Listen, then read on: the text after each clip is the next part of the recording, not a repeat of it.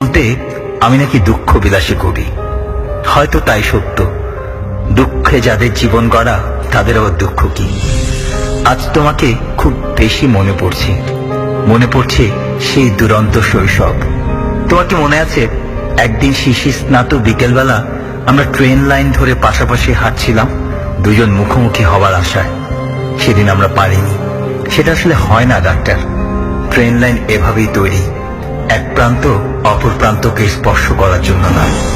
আজ বুঝি সেদিন আমরা অনেক কিছু ভুল করতাম।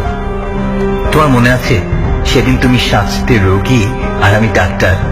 স্যান্ডেলের ছেঁড়া ফিতার দুই প্রান্ত কানে দিয়ে অপর প্রান্তে সুতা বেঁধে তোমার বুকের হৃদয় স্পন্দন অনুভব করতাম। সেই খেলনা স্ট্যাটিস্কোপ, তোমার বুকের শব্দ শুনতাম ডাক্তার, কিন্তু অর্থ বুঝতাম না। আজও বুঝি না। আজ তুমি সত্যি ডাক্তার সেজে সহস্র রোগীর হৃদয় স্পন্দন নিয়ে ব্যস্ত, আর আমি ব্যস্ত নিজের দেহের ক্যান্সার থেকে পড়া রক্ত মোছায়।